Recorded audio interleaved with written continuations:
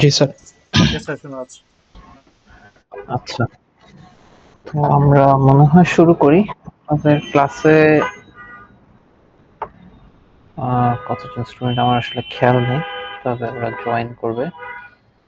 আম, আজকে আমাদের ল্যাব 4, তাই না? ল্যাব 4 এর ক্লাসটা হওয়ার কথা ছিল গতকালকে, কিন্তু 16 ডিসেম্বরের সাথে ওভারল্যাপ হয়ে যাওয়ার কারণে আমরা গতকালকে এই ক্লাসটা দিতে পারিনি। সো এটা আজকে নিয়ে নিব। ডেডলাইন কিন্তু অপরিবর্তিত থাকতেছে। তাদের ডেডলাইন এই অ্যাসাইনমেন্টের জন্য ডেডলাইনটা খুব সম্ভবত 29 তারিখ পড়বে, 29 ডিসেম্বর। আর that will be our last assignment. তারপরে 30 তারিখে যদি সবকিছু ঠিক থাকে আমাদের একটা ফাইনাল ভাইভা হবে ল্যাব 4 এর উপরে, and then we are done for the semester. তো শুরু করার আগে আপনারা একটু বলেন যে আপনাদেরকে অ্যাবস্ট্রাক্ট সিনট্যাক্স ট্রি বা syntax tree, three address code generation এগুলা থিওরি ক্লাসে কভার করা হয়েছে কিনা? জি স্যার। থিওরি ক্লাসে যদি অ্যাবস্ট্রাক্ট সিনট্যাক্স ট্রি এবং three address code generation cover করা হয়ে থাকে, তাহলে এই ল্যাবটা আসলে খুবই ইজি আপনাদের জন্য। কারণ এই ল্যাবে আপনাদের যে মেইন যে জায়গায় ঝামেলা লাগতে পারত, যেটা হচ্ছে অ্যাবস্ট্রাক্ট সিনট্যাক্স ট্রিটা জেনারেট করা, সেটা করে দেয়া আছে। তো মেইনলি আমাদেরকে জাস্ট ফরম্যাটিং কোডটা লিখতে হবে, বুঝে বুঝে যে কোথায় কোন জিনিসটার কোড লিখবো। তা আমি আজকে এই ল্যাবের জন্য একটু চেষ্টা করব আপনাদেরকে যতটুকু সম্ভব আর কি, সবকিছু তো দেখানো সম্ভব না, সবকিছু করা ঠিকও না, বাট কিছু একটা কোড আপনাদেরকে দেখায় দেয়া, মানে একটা জায়গা বেসের মতো একটা করে দেয়া, যাতে আপনারা ওইটা ফলো করে করে পরবর্তী কোডগুলা নিজে থেকে করে ফেলতে পারেন। এখন এটার একটা সুবিধা আছে, অসুবিধা। সুবিধা হচ্ছে মানে আপনারা অনেকেই পারবেন করতে, মানে এরপরে আমার যেটা ধারণা যে এই ল্যাবে বেশিরভাগ মানুষজনই আপনারা নিজে থেকে করে আসেন না। মানে এটা আমি খুব ফ্র্যাঙ্কলি বলতেছি, যে আমি যখন ভাইভা নেই তখনই আমি বুঝতে পারি যে আপনারা কোড করে আসেন নাই। কোনো এক জায়গা থেকে হয়তো পাইছেন বা কিছু একটা করছেন, I don't know what. Unless I have a concrete evidence, আমি আপনাদেরকে অ্যাকিউজও করতে পারতেছি না প্লেজারাইজ করার জন্য। তা আমার একটা পার্সোনাল ডিসিশন হচ্ছে, আমি মানে আপনাদের কোড কপি করা থেকে এটা ভালো যে আমি একটু কোড দেখাই দিই, তারপরে হইতে পারতো মেবি সার্টেন একটা সেকশন অফ স্টুডেন্টস বা একটা পার্সেন্টেজ অফ স্টুডেন্টস, ওরা যারা আগে কপি করতো মেবি তারা এখন কপি করবে না। So this is kind of my theory. এটা নিয়ে আমি আসলে মানে এই ল্যাবটা যত সেকশন নিচ্ছি আমি একটু কোড দেখাই দিচ্ছি। তো just as a starting point, তারপরে আপনারা চাইলে ওটার উপরে বিল্ড করতে পারেন, আবার চাইলে আপনাদের কপি করতে পারেন, আপনাদের যা ইচ্ছা। But I like to trust that most people don't uh, plagiarize very much, because এই ল্যাবটা প্লেজারাইজ করে আপনার কোনো লাভ নেই, because at the end of the day যে ভাইভা হবে, ভাইভায় আপনার মার্ক চাইতেই থাকবে। তো আজকের ল্যাবটা আপনারা আমার সাথে করতে পারেন সাথে সাথে, ইফ ইউ ওয়ান্ট। মানে আমি যখন কোড দেখাবো আপনারাও সাথে সাথে বাসায় প্যারালালি আমার সাথে করতে পারেন। এটা করলে হবে কি, যে আপনাদের ইন্টারমিডিয়েট সাবমিশন করার মতো মোটামুটি একটা ইয়ে রেডি হয়ে যাবে। তা অনেকে চাইলে আজকে রাতে ইন্টারমিডিয়েট সাবমিশনটা করে ফেলতে পারবে, if you follow along with. আর অন্য সেকশনের কেউ আছেন এখানে? সেকশন 11 ছাড়া আমার মনে হয় 2 জন বলছিলেন জয়েন করবেন। ওনারা কি জয়েন করছেন? ওনারা মনে হয় জয়েন করে নাই। তো আজকে অ্যাটেন্ডেন্স আপনাদের ম্যান্ডেটরি, কেউ অ্যাটেন্ডেন্স না দিয়ে যাবেন না। কারো মানে ইস্যু যদি হয়, নেটওয়ার্কের ইস্যু, বন্ধ হয়ে গেছে এই সেই, আমাকে ওই ক্লাস শেষ হওয়ার আগে, মানে আপনার যখন নেটওয়ার্কিং ইস্যু হয়েছে সেই সময়ে আমাকে মেসেজ দিয়ে রাখবেন। ক্লাস শেষ হওয়ার পরে 1 ঘন্টা পরে, 2 ঘন্টা পরে আপনার নেটওয়ার্কিং ইস্যু হয়েছে, আপনি করতে পারেন নাই, আপনার হ্যান্ড হসপিটালে, এগুলা আমি শুনতে চাই না। Because আমার মানে এটা ভেরিফাই করার কোনো ওয়ে নাই যে আপনি ক্লাস ছিলেন। তো যদি ইস্যু হয় নেটওয়ার্কিং এ, কোনো ইন্টারনেট সমস্যা এসেই, ব্যাকআপ ইন্টারনেট যদি না থাকে, তাহলে ওই সময়েই আমাকে একটা মেসেজ দিয়ে রাখবেন স্ল্যাকে। পরে কিন্তু আমি বলে দিলাম যে আমার পক্ষে ওটা ভেরিফাই করা সম্ভব না আপনি ক্লাস ছিলেন কিনা। যে অ্যাটেন্ডেন্সের ব্যাপারটা বললাম। তো আপনাদের সবাইকেই, আপনারা যারা আমার সাথে ফলো করবেন, আপনাদের বাক্সে গিয়ে আমি 2 মিনিট সময় দিচ্ছি, বাক্সে গিয়ে আপনারা সব ডাউনলোড করে নেন এই ল্যাবের যা যা ফাইল বাক্সে দেয়া আছে। আর আমি ওই টাইমটার মধ্যে একটু আমাদের ল্যাবের যে স্পেক ফাইলটা ওইটা একটু দেখে আসি। আর রেকর্ডিং এর যে বিষয়টা আমি চেষ্টা করব যেটা রেকর্ড করার, আর এটা কবে শেয়ার করতে পারবো আমি ঠিক শিওর না। তো আপনারা ক্লাসে অ্যাটেনশন দিয়েন প্লিজ, রেকর্ডিং এর আশায় বসে থাকি। কারণ রেকর্ডিং বেশ লম্বা একটা রেকর্ডিং হবে, ইটস নট মানে অনেক কথাবার্তা হবে, it's not super useful to you. Plus আমার বাসার এখানে অনেক বেশি নয়েজ পলিউশন, আপনারা হয়তো বুঝতেই পারতেছেন। তো এই নয়েজ পলিউশন আপনার কানে যাওয়ার কোনো দরকার নেই, একবারেই শুনে রাখেন। তো আজকের ল্যাবের আমাদের অবজেক্টিভ হচ্ছে আমরা 3 অ্যাড্রেস কোড জেনারেট করব। সো প্রিভিয়াস ল্যাবগুলোতে আমরা লেক্সিক্যাল অ্যানালাইজার, সিনট্যাক্স অ্যানালাইজার এবং সিম্যান্টিক চেকিং এগুলা করে আসছি। এখন আমাদের দুইটা কাজ করা লাগতো, সেটা হচ্ছে একটা অ্যাবস্ট্রাক্ট সিনট্যাক্স ট্রি বিল্ড করতে হতো এবং ওই অ্যাবস্ট্রাক্ট সিনট্যাক্স ট্রিটা ইউজ করে আমাদের 3 অ্যাড্রেস কোড জেনারেট করতে হতো।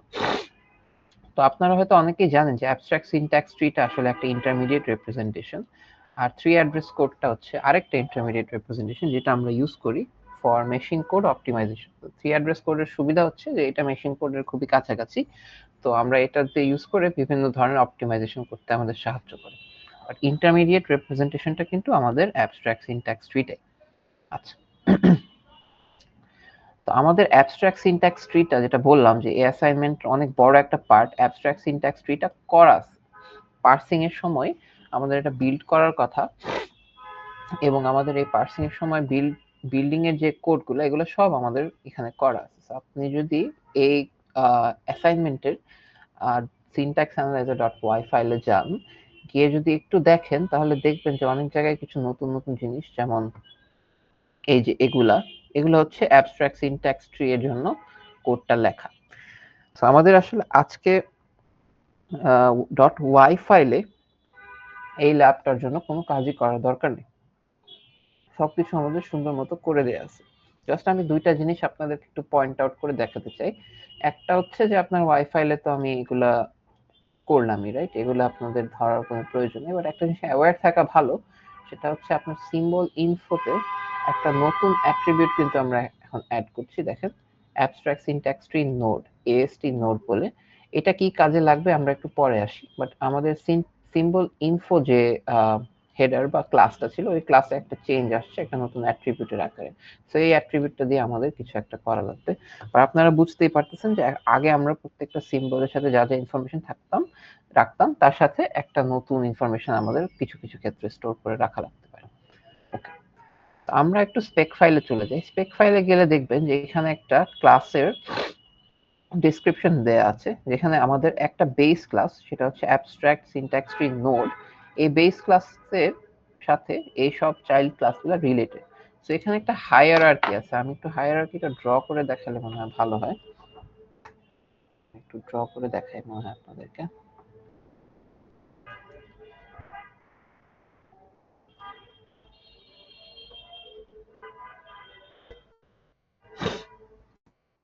আমার কি স্ক্রিনটা দেখা যাচ্ছে?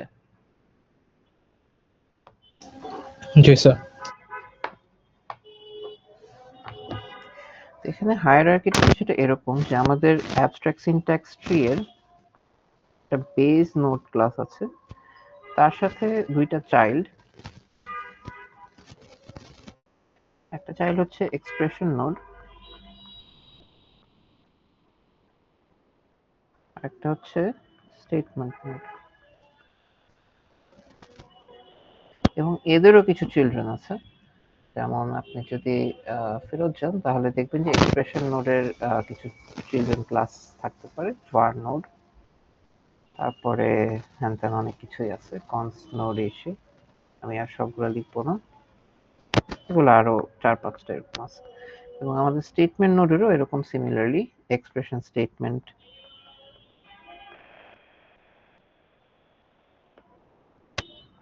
তারপরে ব্লক নোড, ব্লক নোড বলতে কম্পাউন্ড স্টেটমেন্ট বোঝাচ্ছে, এরকম আরো বেশ কিছু চাইল্ড ক্লাস আছে। তো এটা আপনারা সিএসই 2 না সিএসই 111 মনে হয় অ্যাপ ইনহেরিটেন্সের প্রপার্টি গুলো পড়ে আসছিলেন। একটা বেস ক্লাসের যদি সে চাইল্ড ক্লাস হয়, তাহলে বেস ক্লাসের যে প্রপার্টি গুলো আছে এগুলো সব সেই চাইল্ড ক্লাসটা ইনহেরিট করে নেয়।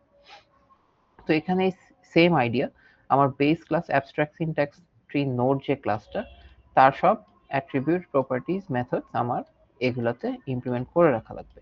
এখানে কিছু সি প্লাস প্লাস স্পেসিফিক জিনিসপাতি আছে, এটা হয়তো আপনারা যদি সিএসসি 111 111 পাইথনে করে থাকেন তাহলে এটা আপনাদের পরিচিত না। তো আমি চেষ্টা করব যতদূর সম্ভব আপনাদের একটু বলে দেওয়ার যে এখানে এটা সি প্লাস প্লাস এটা কি মিন করে বা এরকম কিছু, বাট সবকিছু তো অবভিয়াসলি কভার করা পসিবল হবে না। So I encourage you to use AI positively here. আপনারা এখানে চ্যাট জিপিটি বা আপনার ফেভারিট যে এলএলএম সেটা ইউজ করে আরো ডেপথের আন্ডারস্ট্যান্ডিংটা নিতে পারেন। বাট আমার যতদূর সম্ভব হয় এই ক্লাসে আমি একটু বলে দেওয়ার চেষ্টা করবো এবং যা যা দরকার আপনার সেটাই বলবো।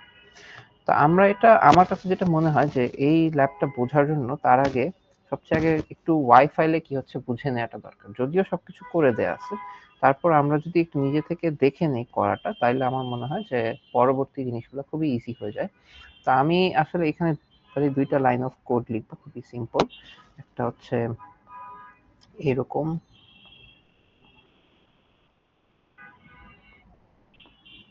লাইন 1 এবং পরেরটা আই থিংক একটা অ্যাসাইনমেন্ট রাখবো।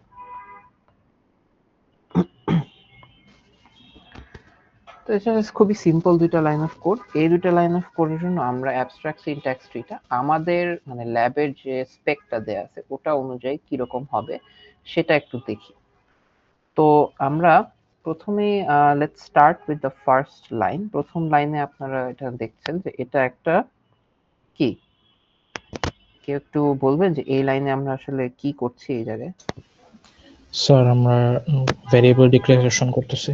এক্স্যাক্টলি, সো এটা একটা ডিক্লারেশন। তো আমাদের এখানে অ্যাবস্ট্রাক্ট সিনট্যাক্স ট্রিতে যে নোটগুলো দেয়া আছে আপনাদের কি মনে হয় যে এখান থেকে আমার কোন নোটটা আসলে ইউজ করা উচিত? মানে নোট টাইপগুলো তো দেয়া আছে, আমাদের বেস নোটগুলো মানে বেস ক্লাসগুলো আসলে আমরা এখানে বেস ক্লাসের জন্য কোনো অবজেক্ট ক্রিয়েট করব না।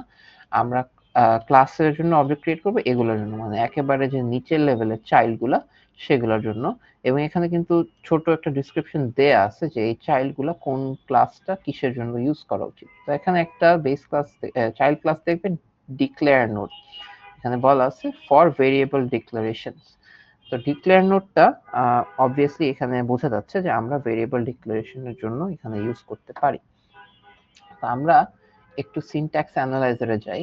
এখানে গিয়ে যে আমাদের, আচ্ছা সিনট্যাক্স অ্যানালাইজারে যাওয়ার আগে আমাদের এখানে আসলে গ্রামারটা খুব ইম্পর্টেন্ট। তো আপনার যদি গ্রামারের ভালো আইডিয়া থাকে তাহলে এই ল্যাবেও আপনি বেশ উপকৃত হবেন আসলে। তো এখানে এই ল্যাবে আসলে সুবিধা হচ্ছে আপনাদের এখানে অনেক কিছু হেল্পফুল জিনিসপাতি দেয়া আছে। ও আরেকটা কথা বলা হয়নি, সেটা হচ্ছে আমরা এখানে আসলে একটা টু পাস কম্পাইলার ক্রিয়েট করব। টু পাস কম্পাইলার মানে কি আসলে? কারো কি এই ব্যাপারে আইডিয়া আছে? টু পাস কম্পাইলার বলতে আমরা কি বুঝি?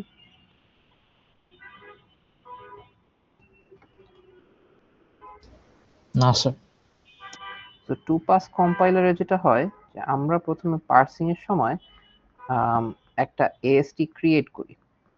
AST created during parsing,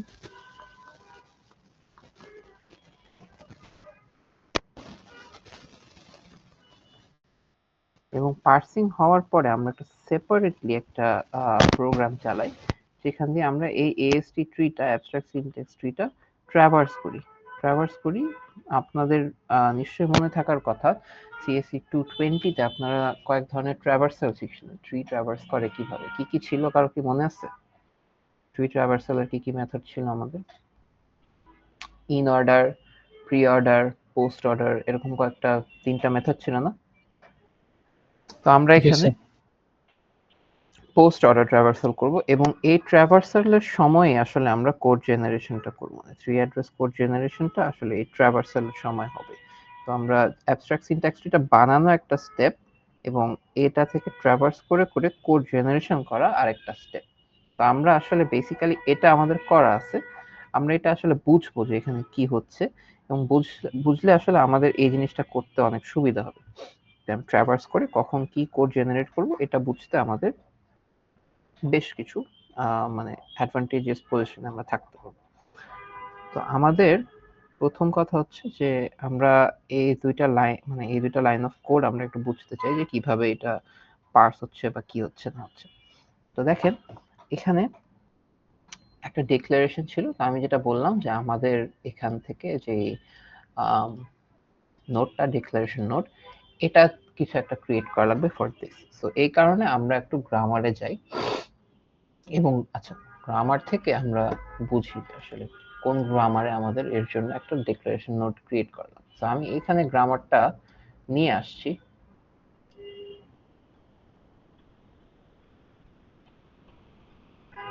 যদি দেখেন এটা হচ্ছে আমাদের যে ল্যাব 1 এর যে গ্রামারটা ছিল সেটাই। তো এখানে ডিক্লারেশনের বিষয়টা কই কই হচ্ছে আপনাদের কি কি মনে হয়? এই ডিক্লারেশন যেটা এই ফার্স্ট যে লাইনটা আমি লিখছি এইটা ফাইনালি কোন জায়গায় গিয়ে রিডিউস হবে? এখন কিন্তু অনেক দিন ধরে প্রায় 3 মাস ধরে, প্রায় 2.5 মাস ধরে আমরা এই গ্রামারটা নিয়ে কাজ করতেছি। তো এখন গ্রামারটা আপনাদের মানে একদম you should know this grammar like the back of your palm.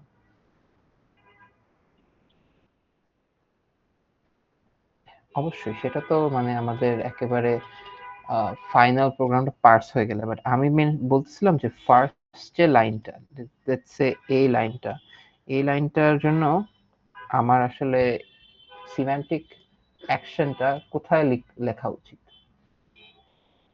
যদি চিন্তা করেন এটা একটা ডিক্লারেশন লিস্ট। সো আমার ডিক্লারেশন লিস্টের জন্য যে রুলটা ছিল এখানে আমার বেসিক্যালি যে ডিক্লারেশনের নোটটা আছে সেটা ক্রিয়েট করা গেলে সবচেয়ে সুবিধা। তো দেখবেন এই কনসেপ্টটা যদি আমি ইউজ করে আপনি যদি সিনট্যাক্স অ্যানালাইজারে যান, সিনট্যাক্স অ্যানালাইজারে ওই পার্টে যদি আপনি যান, again control F is our best friend. তাহলে এখানে দেখবেন যে আমরা একটা নিউ নোড বা নিউ অবজেক্ট ক্রিয়েট করছি, যেটা হচ্ছে একটা ডিক্লারেশন নোড ক্লাসের একটা অবজেক্ট, তাই না? তো এই অবজেক্টের ভিতরে আমরা সরি এটা হচ্ছে ভেরিয়েবল ডিক্লারেশনের জন্য।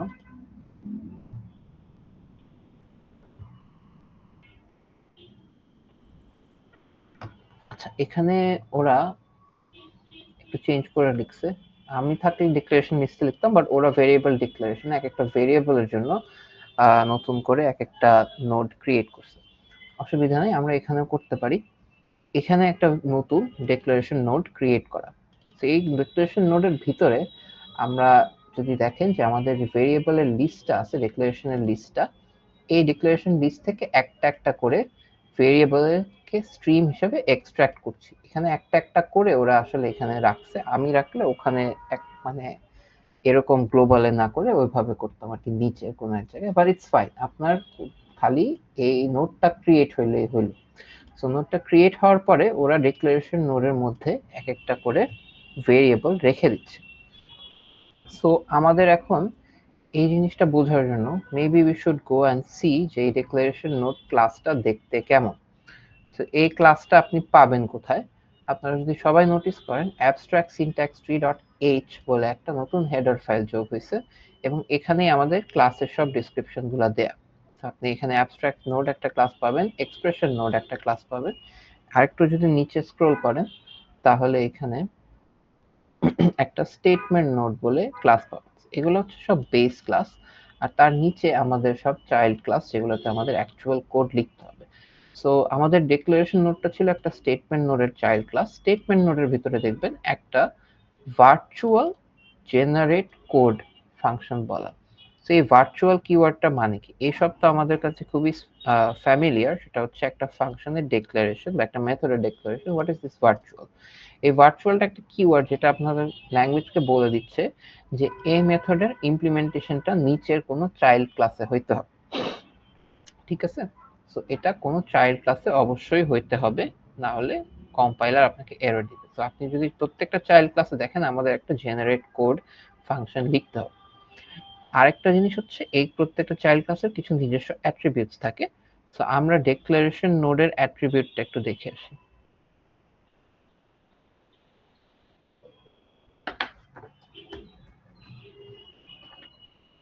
দেখেন এখানে সিনট্যাক্সটা হচ্ছে class declaration node inherits from the class statement node, এবং ওর দুইটা অ্যাট্রিবিউট, একটা হচ্ছে স্ট্রিং যেটা হচ্ছে টাইপ এবং আরেকটা হচ্ছে ভেরিয়েবল। সো এখানে ভেরিয়েবলের নাম এগুলো আমাদের স্টোর করে রাখতে হবে। সো উই ক্যান অবভিয়াসলি এটা হচ্ছে একটা ভেক্টর যেটার ভিতরে আমরা একটা পেয়ার স্টোর করি। সো এই পেয়ারটা একটু ইন্টারেস্টিং। এটা হচ্ছে আমাদের ইমপ্লিমেন্টেশন ডিটেইল। আপনার এটা নিয়ে খুব বেশি মাথা ঘামানোর কোনো প্রয়োজন নেই। তারপরও আপনাদের কনফিউশন যাতে না হয়, আমরা মানে এটাকে চিন্তা করতে পারেন আমরা পাইথনে যখন 2 ডিমেনশনাল অ্যারেজ লিখতাম তখন এরকম কিছু একটা, যে এখানে একটা স্ট্রিং থাকবে, এই স্ট্রিংটা হবে হচ্ছে একটা আইডেন্টিফায়ারের নাম এবং এখানে একটা ইন্টিজার থাকবে, এরকম পেয়ার আকারে থাকবে আর কি সবগুলো। তো এখানে আরেকটা স্ট্রিং এন্ড ইন্টিজার এরকম। তো এখন এই ইন্টিজার আর স্ট্রিং পেয়ার রাখার কারণ কি? প্রথমেই স্ট্রিংটা হবে আমাদের আইডেন্টিফায়ারের নাম। সো আমি যদি এই এটার জন্য লিখি, এটার জন্য আমি একটা ডেক্লারেশন ক্রিয়েট করি, তাহলে এই স্ট্রিংটা হবে এ, এন্ড দেন এই ইন্টিজারটা হবে আইদার 0। যদি এটা 0 হয় তার মানে আমাদের যে এই এটা ছিল, এটা হচ্ছে একটা নর্মাল ভেরিয়েবল। সিমিলারলি বি এর জন্য একটা ক্রিয়েট হবে, বি এর জন্য একটা নর্মাল ভেরিয়েবল যেহেতু সাইজটা 0। বাট দেখেন এআরআর এর যখন ক্রিয়েট হবে, এআরআর এর জন্য আমরা এই ইন্টিজারে এআরআর অ্যারেটার সাইজ রাখবো, সো 3। তো আপনার যদি ভেরিয়েবলটা নর্মাল ভেরিয়েবল হয় তাহলে এটা 0 হবে সিম্পলি। আদারওয়াইজ আপনি এখানে সাইজ স্টোর করে রাখবেন ফর অ্যারেস। এখানে একটা কমেন্ট দিয়ে এটা বলা আছে। এটা ইমপ্লিমেন্টেশনের সময় আমাদের এটার জন্য কিছু ইয়ে রাখতে হবে, প্রভিশনস রাখতে হবে। So, এই ডিক্লারেশন নোডের কাজ এখানে এতটুকুই যে প্রত্যেকটা নোডের জন্য, প্রত্যেকটা ডিক্লারেশনের জন্য we should create a declaration node, এবং ওই প্রত্যেকটা ডিক্লারেশনের জন্য we should create one declaration node, and then ওইটার ভিতরে যে লিস্ট থাকবে ওই লিস্টের মধ্যে যে ভেরিয়েবল গুলো ওগুলাকে এরকম একটা ভেক্টরের ভিতরে পুশ করে রেখে তারপরে যখন ট্রাভার্স করব তখন আমরা এটা ইমপ্লিমেন্ট করব। তো ফর নাও আমাদের এই পুরো ডিক্লারেশনের জন্য একটা ডিক্লারেশন নোড ক্রিয়েট হচ্ছে, রাইট? তো এই ডিক্লারেশন নোডে আমরা বিভিন্নভাবে আমাদের অ্যারেকে পুশ টুশ করে রাখছি এবং ওদেরকে অ্যাড করছি। লাস্টে দেখবেন এইখানে একটা লাইন লেখা, সেটা হচ্ছে $set AST node। এটা মানে কি? প্রথম কথা বলেন যে আপনাদের ল্যাব 1 এ আমরা বলছিলাম $, মানে কি? $, দিয়ে কি টার্গেট করা হয়? সেটা হচ্ছে আমার যে রুলটা ছিল সেই রুলের হেডের যে সিম্বল ইনফো অবজেক্টটা আছে সেটাকে। তো সেই অবজেক্টের এগেইনস্টে আমি set AST node কল দিচ্ছি। তাহলে আপনাদের কি মনে হয় এখানে কি হবে?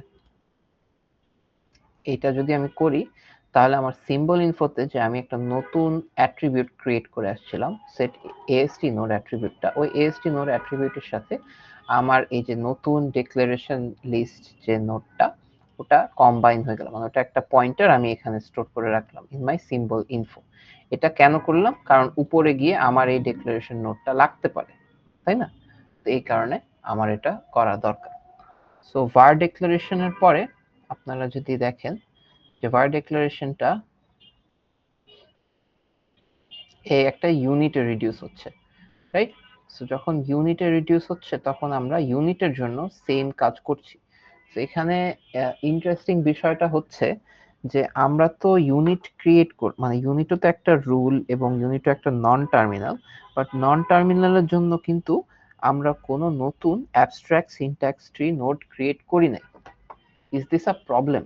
কারণ আমরা যখন পার্স ট্রি করব বলছিলাম তখন কিন্তু প্রত্যেকটা মানে আমাদের যে রুল টার্মিনাল নন টার্মিনাল যাই হোক তার জন্য আমরা এক একটা সিম্বল ইনফো ক্রিয়েট করছিলাম, this was parse tree. But আমরা এখন অ্যাবস্ট্রাক্ট সিনট্যাক্স ট্রি এর জন্য এটা করি নাই। Is this a problem? কার কার মনে হয় এটা একটা প্রবলেম? প্রশ্নটা কি বুঝতে পারছেন নাকি আমি আরেকবার বলবো?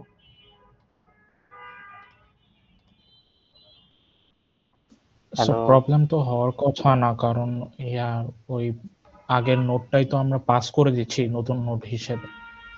So exactly. So this is not a problem for two reasons, কারণ আগের নোটটা আমরা পাস করে দিচ্ছি। আর সেকেন্ড কথা হচ্ছে আমাদের যেই ডেটা স্ট্রাকচারটা আমরা বানাচ্ছি ওর নামটা কি? ওর নাম হচ্ছে অ্যাবস্ট্রাক্ট সিনট্যাক্স ট্রি, তাই না? এই অ্যাবস্ট্রাক্ট মানে হচ্ছে ও কোনো কিছু এক্সস্টিভলি করে না, আমার যতদূর দরকার ততটুকু আমি অ্যাবস্ট্রাকশন রাখবো। নিচের ইমপ্লিমেন্টেশনে আমার অত কিছু চিন্তা ভাবনা নাই। তো এটার জন্য এটা রিভার্সটা কি, অ্যাবস্ট্রাক্টের রিভার্স হচ্ছে কনক্রিট সিনট্যাক্স ট্রি, এবং কনক্রিট সিনট্যাক্স ট্রি এর একটা খুব আপনারা পরিচিত নামে ওকে চিনেন, এটা একটা সিনোনিম। কনক্রিট সিনট্যাক্স ট্রি এর আরেকটা নাম হচ্ছে আমাদের খুবই পরিচিত পার্স ট্রি। সো পার্স ট্রিতে আমাদের সব টার্মিনাল নন টার্মিনালের জন্য এক একটা করে নোড রাখা লাগে, but for abstract syntax tree আমার যতক্ষণ যেখানে দরকার সেখানেই আমি রাখবো। সো ইট ডাজন্ট ম্যাটার যে আমি এখানে ক্রিয়েট করিনি, ঠিক আছে। তো সোফার আপনারা যদি চিন্তা করেন, সোফার আমাদের এখানে একটা ডিক্লারেশন নোড একটা ক্রিয়েট হয়েছে। আমরা এই ডিক্লারেশন নোডটাকে এখানে কোনো এক জায়গায় লিখে রাখি।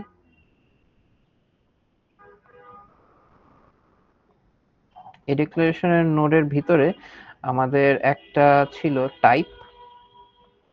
এই টাইপটা কি, এখানে যেহেতু ইন্ট দেয়া, so this type will be int.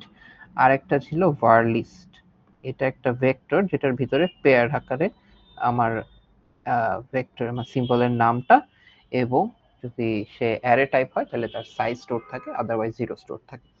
তো দিস ইজ সিম্পল ইনাফ। এখানে থেকে আপনারা আমরা আসছি var ডিক্লারেশনে। var ডিক্লারেশন থেকে একটা ইউনিটে। এখন ইউনিটে আসার পরে দেখবেন যে এখানে একটা কাজ হয়েছে যেটা খুবই ইন্টারেস্টিং। সেটা হচ্ছে এখানে একটা নতুন প্রোগ্রাম নোড ক্রিয়েট হয়েছে।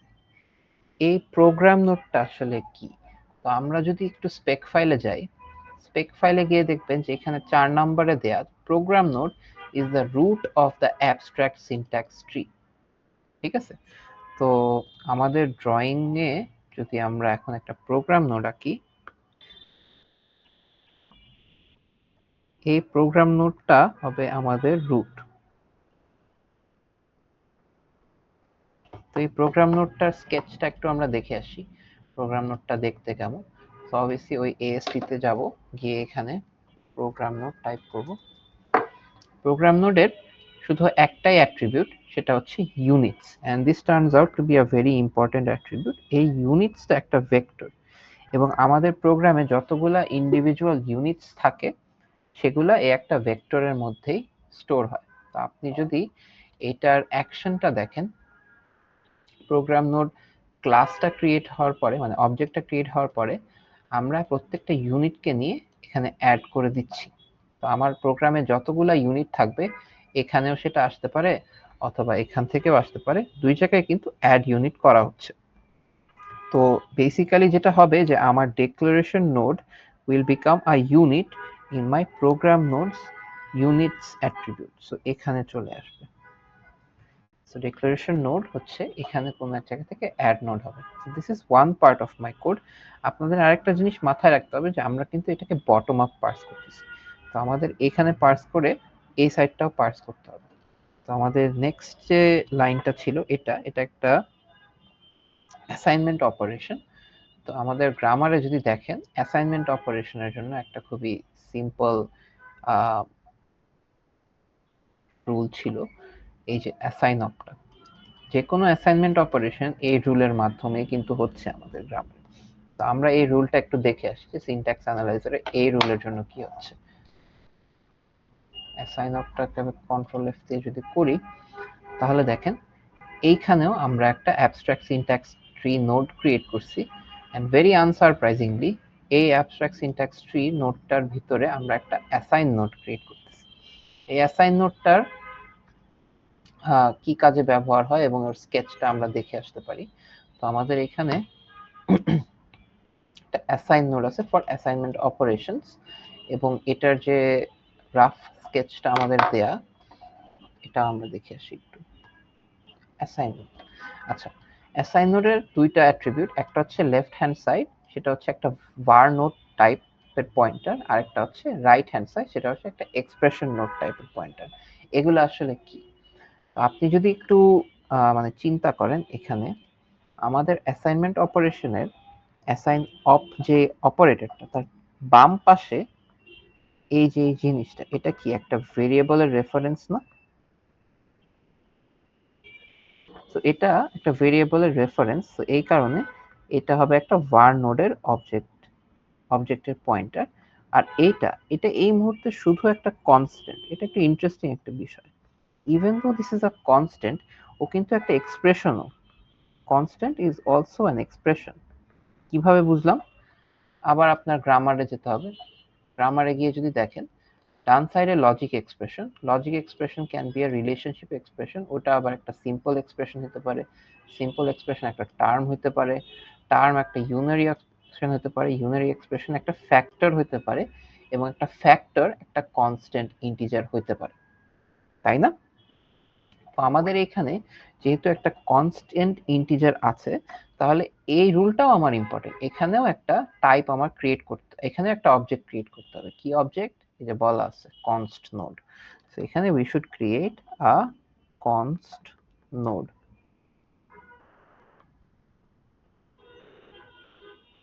তাই না? সো এই দুইটা রুলই ইম্পর্টেন্ট, যে একটা এখানে const node ক্রিয়েট করব, আরেকটা হচ্ছে আমার যে ভেরিয়েবল যেটা ছিল, যে এই ভেরিয়েবলটা, এটার জন্য আমার একটা var node ক্রিয়েট করতে হবে, তাই না? সো এই ভেরিয়েবলটা আপনারা কোথায় একটু চিন্তা করেন তো। স্যার ভেরিয়েবল আছে একটা গ্রামার রুলে। এক্স্যাক্টলি, হ্যাঁ। সো এটা একটা নন টার্মিনাল। সো এটার জন্য এক ধরনের var node ক্রিয়েট করব, এটার জন্য এক ধরনের var node ক্রিয়েট করব। এটা কি?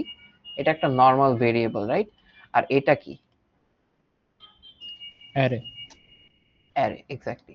তো এটার জন্য একভাবে ক্রিয়েট করব, আর একটার জন্য একভাবে ক্রিয়েট করব। সো আমরা কনস্ট্যান্টটা একটু ইজিয়ার, কনস্ট্যান্টটা একটু আগে দেখে আসি, তারপরে আমরা ওটা দেখব। সো এই জায়গায় আমরা ফেরত আসবো, এটা আপনারা ভুলে যান না। আমরা আগে কনস্ট্যান্টটা দেখে আসি, কনস্ট্যান্টের কাজ কি। সো কনস্ট্যান্ট ছিল ফ্যাক্টরের ভিতরে।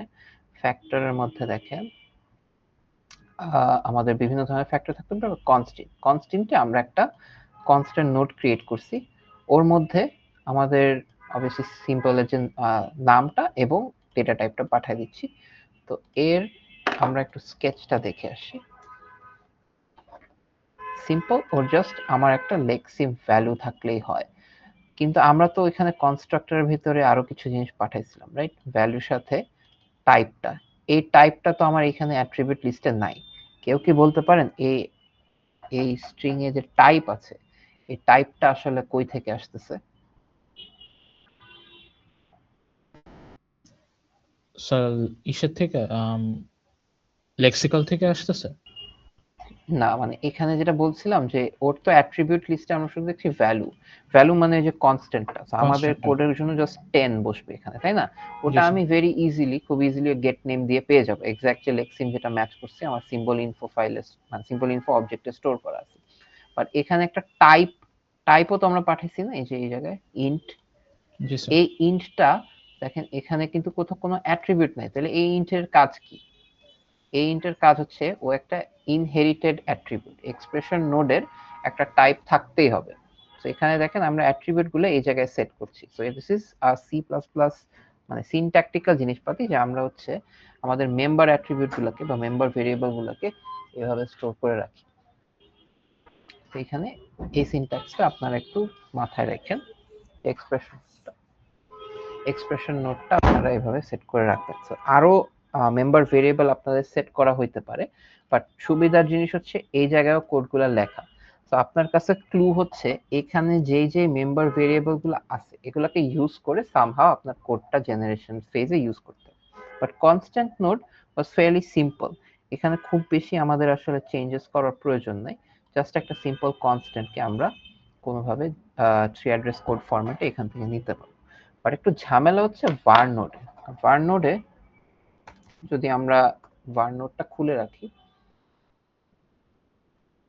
এবং সিনট্যাক্স অ্যানালাইজার ফাইলে যান, গিয়ে ওই ভেরিয়েবলের যে রুলটা আছে, আচ্ছা maybe looking for a variable type was not a good idea, কারণ এখানে ভেরিয়েবল অনেকবারই আসবে।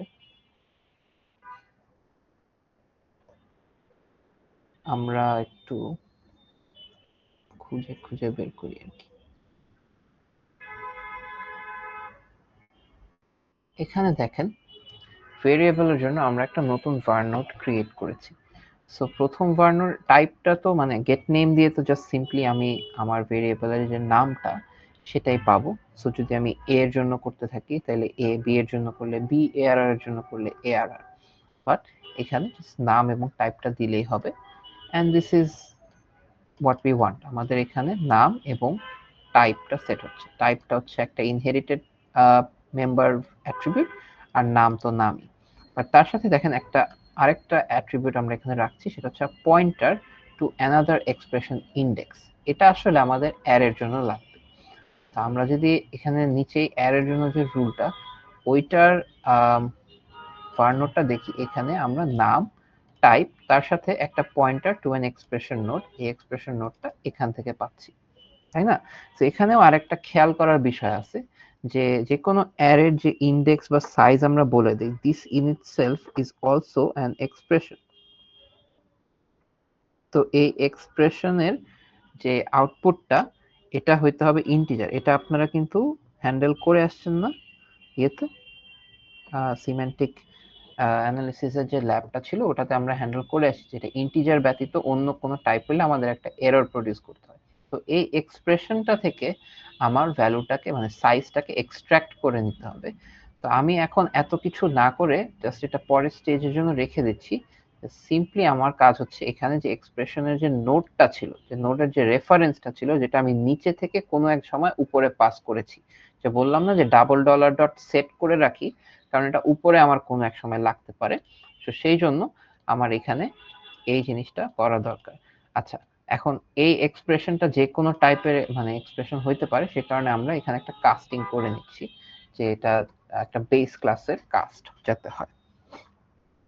তো এইটুকুই ছিল। এখন আমরা একটু ইমপ্লিমেন্টেশনের দিকে চলে যাই। তার আগে মনে হয় আমরা লেটস ফিনিশ আওয়ার ট্রি, আমাদের ছোট একটা কোড স্নিপেটের জন্য। তো আমাদের এইখানে আসলে একটা ইউনিটস এর মধ্যে সেকেন্ড যে ইউনিটটা থাকবে সেটা হচ্ছে অ্যাসাইন অপে গিয়ে ক্রিয়েট হবে। সো অ্যাসাইন অপে যদি দেখেন, তাহলে এখানে একটা অ্যাসাইন নোড ক্রিয়েট হচ্ছে। এই অ্যাসাইন নোডের ভিতরে আমাদের কিন্তু দুইটা অ্যাট্রিবিউটস ছিল, আমি জানি না আপনাদের মনে আছে কিনা। একটা হচ্ছে এলএইচএস,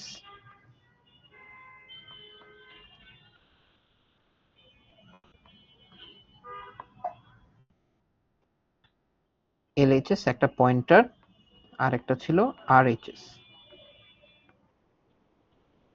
সো এই এলএইচএস পয়েন্টারটার সাথে আমাদের ওই এক্সপ্রেশনটা যুক্ত ছিল, সরি আমাদের যে var নোডটা ছিল সে,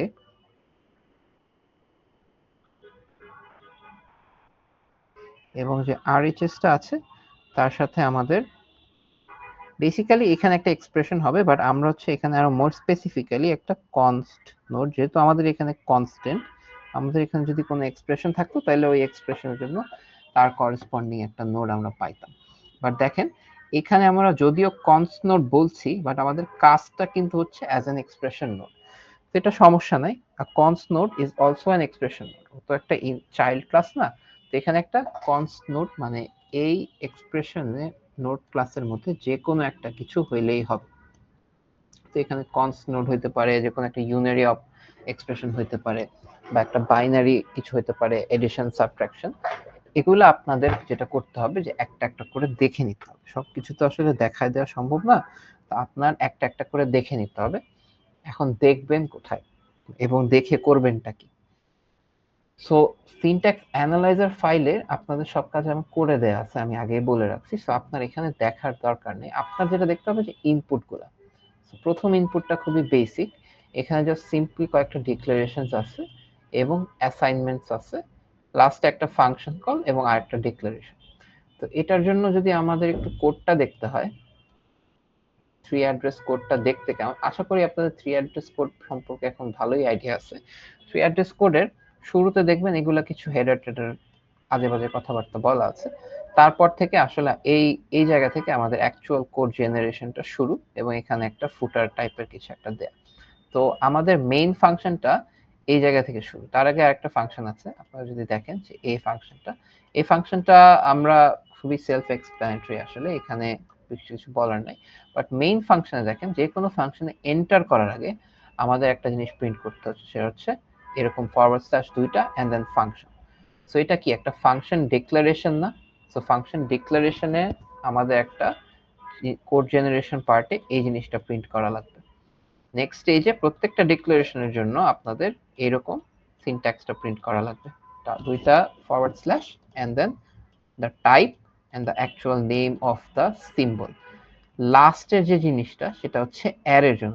অ্যারের জন্য প্রিন্টিংটা একটু ডিফিকাল্ট, একটু মানে ডিফিকাল্ট না, একটু চেঞ্জেস আসবে এগুলোর থেকে। এগুলো ভেরি স্ট্রেট ফরওয়ার্ড, এটার জন্য একটু চেঞ্জ। কারণ কি, এই যে এই ভিতরে যে 10 বা 11 দেয়া, this can also be an expression. আমরা এটা দেখবো যে এটা কিভাবে করা যায় ইমপ্লিমেন্টেশনটা। কিন্তু আপনাদের কি মনে হয় যে এই যে ডিক্লারেশন গুলা, এই ডিক্লারেশনের জন্য আমি কোড আসলে কোথায় লিখবো, কোন নোডটা? আমাদের এখানে নোড তো দেখেন, আমাদের এই ট্রি এর মধ্যে আমরা 3-4 ধরনের নোডের ব্যাপারে দেখলাম, যে declaration node, var node, cons node. এই ডিক্লারেশন গুলার কোড জেনারেশন আসলে আমার কোনটার জন্য, কোন নোডের জন্য লেখা উচিত, কেউ একটু বলেন। স্যার ডিক্লারেশন লিস্টটা বেটার না? পুরো লিস্টের ভিতরে যত ডিক্লারেশন থাকবে আমরা সবগুলো না, একসাথে আপনি প্রিন্ট করে বলতেছেন ফেললাম। সিনট্যাক্স অ্যানালাইজারের কথা। সিনট্যাক্স অ্যানালাইজারে আমাদের কাজ শেষ। এখন আমরা চিন্তা করেন যে এটা একটা ট্রি, এই ট্রিটাকে পার্স করছি, রাইট? সরি, ট্রাভার্স করছি। ট্রাভার্স করার জন্য ট্রাভার্স কোর্স। আমার মানে ডিক্লারেশন নোডের এই কোডটা আমার আউটপুটে লিখতে হবে, সিম্পল কথা। এখন এই আচ্ছা আচ্ছা। আউটপুটে আমি কোন নোডের ভিতরে গিয়ে, কোন প্রত্যেকটা নোডের জন্য তো একটা জেনারেট কোড ফাংশন আছে না, তো কোন নোডের ভিতরে হুম, হুম। জেনারেট কোড ফাংশনে আমরা লিখবো। এই যে আমি যদি দেখাই, দেখেন এগুলোর প্রত্যেকটার জন্য জেনারেট কোড ফাংশন আছে। এটার জন্য লিখবো, এটার জন্য লিখবো, এটার জন্য লিখবো, নাকি এটার জন্য লিখবো? তো এটা খুবই একটা অবভিয়াস আনসার, ডিক্লারেশন হচ্ছে কোন ডিক্লারেশন জায়গায়, নোডে। হ্যাঁ, ডিক্লারেশন নোট, সো এখানে লিখবো। ডিক্লারেশন নোডে। এক্স্যাক্টলি। তো আচ্ছা আচ্ছা। আপনার এখানে আসলে এগুলা কোড দেখে দেখে ইউ হ্যাভ টু আইডেন্টিফাই যাচ্ছে এই কোডটা কোন জায়গা থেকে জেনারেট হয়েছে বলে মনে হয়, এবং ওইখানে গিয়ে আমার কোডটার আউটপুটটা লিখতে হবে। সো আপনার, আচ্ছা, সো এটা একটা কথা। দ্বিতীয় কথা হচ্ছে, আমার যে, আমি যে বললাম টু পাস কম্পাইলার, আমার সেকেন্ড পাসটা যেটা, মানে আমার ট্র্যাভার্স যখন আমি শুরু করব, অ্যাবস্ট্রাক্ট সিনট্যাক্স ট্রি ট্র্যাভার্স করব, এই কোডটা আসলে কোথায়, মানে অ্যাবস্ট্রাক্ট সিনট্যাক্স ট্রি ট্র্যাভার্সিং যে শুরু হয়েছে এটা কোথায় কল দিলাম। তো আপনার যদি ডট পাই ফাইলটা খোলা থাকে, ওখানেই দেখবেন আমাদের যে মেইন ফাংশনটা ছিল, মেইন ফাংশন যথারীতি ওখানেই আছে, এবং এখান থেকে এই পার্টটা নতুন। সো এটা হচ্ছে আমাদের সেকেন্ড পাস। আমাদের যদি কোনো এরর না থাকে এবং অ্যাবস্ট্রাক্ট সিনট্যাক্স ট্রি এর একটা রুট আমরা ক্রিয়েট করি, এটা আমাদের করারই কথা। ওই যে রুটটা ক্রিয়েট করলাম কোথায়, প্রোগ্রাম নোড, যেটা program node is obviously our root, এই যে প্রোগ্রাম নোডটা। সো এইটা যদি যেটা থাকে তাহলে আমরা সেকেন্ড পাসটা ইনিশিয়েট করব। সেকেন্ড পাসের ভিতরে দেখেন এখানে একটা 3 জেনারেটর অবজেক্ট ক্রিয়েট করে এর ভিতরে একটা জেনারেট মেথড কল দেওয়া হয়েছে। সো এই অবজেক্ট ক্রিয়েট হলো, এর ক্লাসটা কোথায়, এর ক্লাসটা হচ্ছে এই ফাইলে। এই ফাইলে একটা 3 জেনারেটর ক্লাস ডিক্লেয়ার করা হয়েছে। এই ক্লাসের মধ্যে একটা জেনারেট ফাংশন আছে। তো বেসিক্যালি আমার ট্রি এর যে ট্র্যাভার্সিং যে কলটা দিতে হবে ওটা আমার এখানেই দেওয়া দরকার। তো এখানে দেখেন একটা আপনাকে হেল্পফুল একটা কমেন্ট দেয়া, যে write a header to the output file. এই হেডার মানে কি? এই হেডার হচ্ছে এইসব, তো এইসব হাবিজাবি জিনিস আপনার আউটপুট ফাইলে রাইট করতে হবে। সেটা আমরা, তো ফার্স্ট স্টেপ হচ্ছে এটাকে রাইট করব। এখন আউটপুট ফাইল, আমরা একটা নতুন আউটপুট ফাইল ক্রিয়েট করেছি, সেটা হচ্ছে এই যে আউটকোড নাম হচ্ছে ওই আউটপুট স্ট্রিমটার। সো আউটকোডের মধ্যেই আমাদের এগুলো সবগুলা রাইট করা দরকার। আমি একটু কোপাইলটটা বন্ধ করি, এটা খুব বিরক্তিকর। তো এগুলো আমাদের আউটকোডে লিখতে হবে। সো আপনারা যদি এখন কেউ ফলো করবেন ভাবেন, সো এখন থেকে আমাকে ফলো করতে পারেন।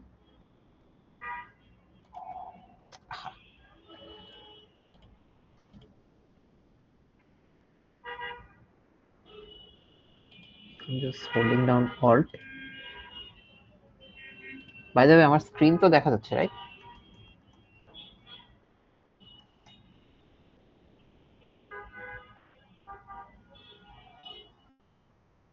এটা হবে না, আমার এখানে সবগুলোকে ক্লোজ করতে হবে। সো এটা ছিল হেডারের বিষয়টা। সো হেডার আমাদের ডান। দ্বিতীয় কথা হচ্ছে generate the code call the generate code method of the AST root. So AST rootটা আমাদের এখানে পাস করা। AST root এর জন্য যদি আপনি দেখেন AST rootটা কি হবে, এই AST program node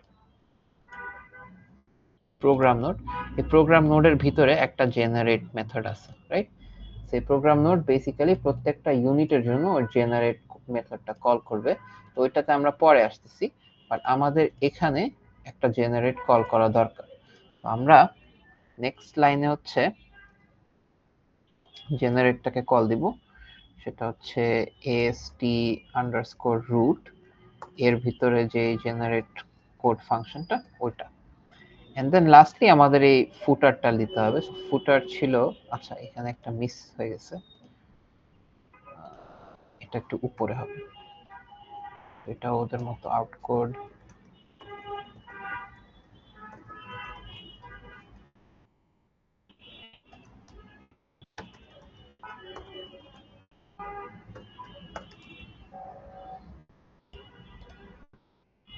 and then lastly ফুটারটা যেটা ছিল এই যে এটা হচ্ছে ফুটার হিসাবে আউট কোডে রাইট করে দিবেন।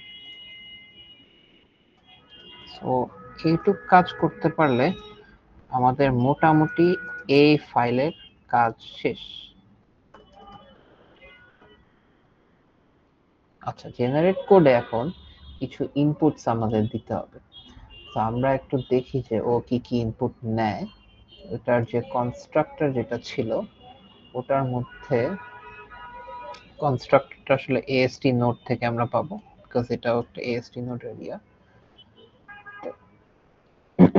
এখানে আমাদের out code, symbol to temp, temp count, level count এগুলো পাঠাইতে হবে। এগুলো কোনটা কি আমি একটু পরে আসতেছি, বাট এসব পাঠাই দিই এখানে, আদারওয়াইজ ও আমাকে এরর দিতেই থাকবে। তো আউট কোড ছিল, তারপরে টেম্প কাউন্ট খুব সম্ভবত ছিল, আসলে ভুলে গেছি, আবার দেখে নেই এখান থেকে। আউট কোড, আচ্ছা সিম্বল টু টেম্প, তারপর টেম্প কাউন্ট, লেভেল কাউন্ট।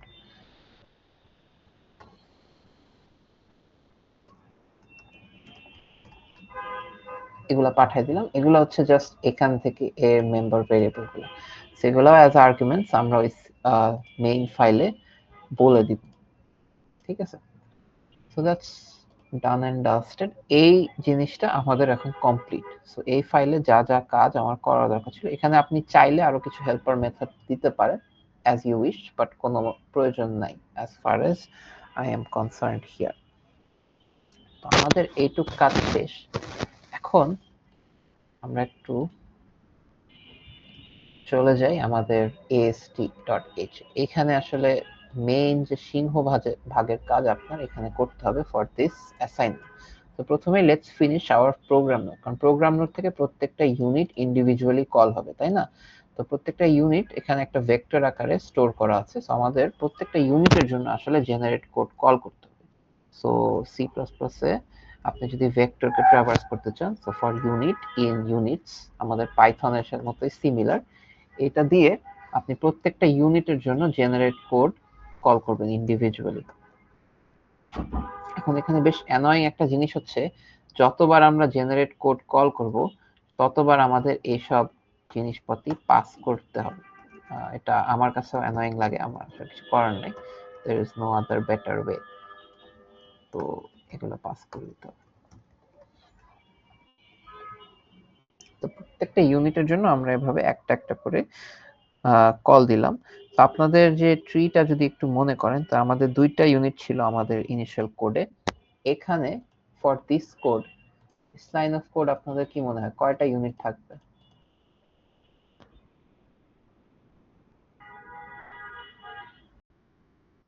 আপনারা কি আছেন আমার সাথে? কেউ ফলো করতেছেন আমাকে? জি স্যার। সো এখানে আসলে ইচ সেমিকোলন দিয়ে এক একটা ইউনিট আমরা বলতেছি, সো এত সব ইউনিট থাকবে। এনিওয়েজ, সো প্রত্যেকটা ইউনিটের জন্য আমরা কল দিলাম, দ্যাটস ফেয়ার। এখন আমাদের আসলে একটা একটা করে ওই নোডগুলা ক্রিয়েট করে ফেলা, মানে নোডগুলোর জন্য জেনারেট ফাংশন কল করার ব্যবস্থা করা দরকার। তো প্রথমেই আমরা ডিক্লারেশনের জন্য করে ফেলি। তো ডিক্লারেশনের জন্য আমাদের নোডের নাম কি ছিল? Declaration node. ডিক্লারেশন নোডের ভিতরে দেখেন একটা জেনারেট কোড আছে। এখন we have two types of declarations that we have to handle. একটা টাইপ কি, প্রথম টাইপটা হচ্ছে যদি আমার ডিক্লারেশনটা একটা নর্মাল ভেরিয়েবল হয় অর এটা একটা অ্যারে হতে পারে, তাই না? জি স্যার। তো অ্যারে যদি হয় তাহলে আমার যে এই পেয়ারটার সেকেন্ড যে ভ্যালুটা ও হবে গ্রেটার দ্যান 1, আর যদি নর্মাল ভেরিয়েবল হয় তাহলে ইট উইল বি 0। তো আমি প্রথমে যে কাজটা করতে হবে, আমার অ্যারে মানে ভেক্টর, যেটা ভেক্টরটাকে ট্রাভার্স করতে হবে। সো ভেক্টরটা আপনাদের বললাম কিভাবে করে, var inverse, এটার ভিতরে এখন ভেরিয়েবলের পেয়ারের প্রথম যে প্রপার্টিটা ওটা অ্যাক্সেস করতে হলে var ডট ফার্স্ট দিয়ে আমরা অ্যাক্সেস করতে পারি, আর সেকেন্ডটা যদি আমরা করতে চাই তাহলে var ডট সেকেন্ড। ঠিক আছে? তো আপনার যদি if var dot second is greater than 0, এটা থাকা মানে কি? আমরা সেকেন্ড এলিমেন্টটা চেক করতেছি যে ওটা 0 থেকে বড় কিনা আর কি। সেটা তো করতেছি, বাট এটা থাকার অ্যাকচুয়াল মানেটা কি ছিল, কি বলছিলাম? 0 থেকে বড় হইলে এই ভেরিয়েবলটা কি টাইপের? আর কি অ্যারে টাইপের। অ্যারে টাইপের, তাই না? এটা হচ্ছে অ্যারে টাইপ।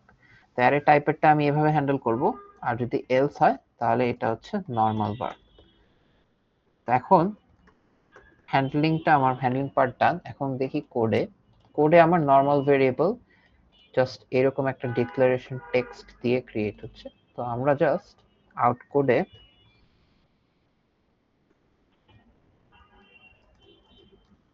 এরকম কিছু একটা লিখলেই হবে যে ডিক্লারেশন, তারপর একটা কোলন, তারপর একটা স্পেস।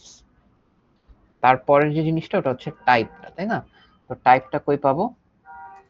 এখানে একটা টাইপ বলে স্ট্রিং রাখা আছে ডিক্লারেশনে, দেখবেন। সো এই টাইপটা, তারপরে নামটা, রাইট? সো নামটা কিভাবে পাবো? দেখেন নাম কিন্তু এই পেয়ারের প্রথম প্রপার্টিতে স্টোর করা ছিল কিন্তু নাম। তো যদি সেকেন্ড প্রপার্টিটা অ্যাক্সেস করছি ডট সেকেন্ড বলে, প্রথমটা অ্যাক্সেস করব কি ডট ফার্স্ট বলে, এইটাই। তো এই কোডটাই আমার আউটপুটে জেনারেট করতে হবে for declaration of normal arrays. এখন ঝামেলাটা হচ্ছে ফর, আসলে এটা খুব একটা ঝামেলাদায়ক কিছু না। জাস্ট চেঞ্জেসটা হচ্ছে যে ডিক্লারেশনটা আমার অ্যারের জন্য একটু ডিফারেন্ট। সো অ্যারে হলে নাম টাম সব আগের মতোই, জাস্ট এখানে সিম্পলি আমার সাইজটাও এই দুইটা থার্ড ব্র্যাকেটের মধ্যে প্রিন্ট করতে হবে। তো ওখানে এন্ড লাইনের জায়গায় একটা থার্ড ব্র্যাকেট দিবেন, এখানে একটাই হবে। তারপরে আপনার যে সেকেন্ডটা ছিল var ডট সেকেন্ড ওইটা দিবেন, তারপর একটা ক্লোজিং ব্র্যাকেট। এইটুক দিলেই আপনার ডিক্লারেশন পার্ট শুড ওয়ার্ক। ঠিক আছে? তো আমাদের কাজ এই ফর var ডিক্লারেশনের জন্য এইটুকুই, এর থেকে বেশি আর কিছু করা লাগবে না এখানে। এই রিটার্নটা, আচ্ছা এটা এমটি স্ট্রিং থাকতেই হবে বিকজ এটা হচ্ছে স্ট্রিং টাইপ। এই var ডিক্লারেশনের জেনারেট কোড পার্টটা বুঝে গেছে? জি স্যার।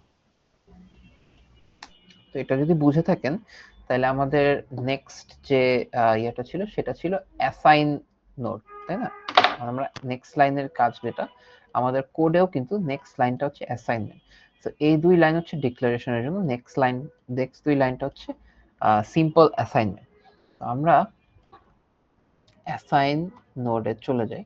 অ্যাসাইন নোডে একটা ডিক্লারেশন পার্ট আছে। এখন এখানে একটা টুইস্ট, এখানে একটা চেঞ্জ, যেটা আমি অনেক সময় মিস করে যাই। আমি প্রথমবার যখন কোডটা দেখছি না, আমার কাছেও একটু কনফিউজিং লাগছিল।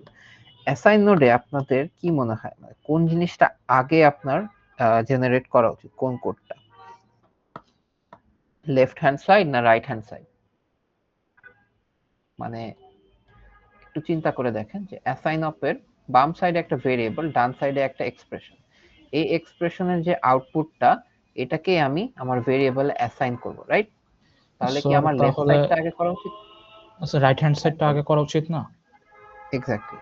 তো এটা কে কে ধরতে পারছেন? যাই হোক, কেউ কেউ ধরতে পারলে ভালো, বাট আমরা এখানে রাইট হ্যান্ড সাইডটাকে আগে কল করবো। সেরকম একটা টেম্প ভেরিয়েবল রাখি, RHS টেম্প। এটার মধ্যে আমি RHS এর মধ্যেই যে এক্সপ্রেশন নোডটা থাকবে, এই এক্সপ্রেশন নোডের জেনারেটটা কল করব। জেনারেট কোড, এই বিরক্তিকর জিনিসটা বারবার করতে হবে।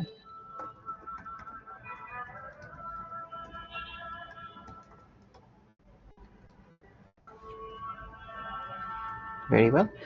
এই কোডটা আমাকে কোড তো জেনারেট করে দিবেই, তার সাথে আমি এক্সপেক্ট করব যে একটা টেম্পোরারি ভেরিয়েবলের নাম্বার আমাকে পাঠাবে। সো দেখেন, এখানে জেনারেশন হচ্ছে 2 স্টেপে।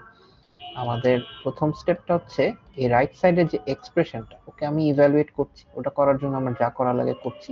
এখানে একটা কনস্ট্যান্ট, টু সিম্পল কনস্ট্যান্টটা, সেই কনস্ট্যান্টটা একটা টেম্পোরারি ভেরিয়েবলে অ্যাসাইন হচ্ছে t3, এবং নেক্সট স্টেপে এই t3টাকে আমি a তে অ্যাসাইন করে দিচ্ছি।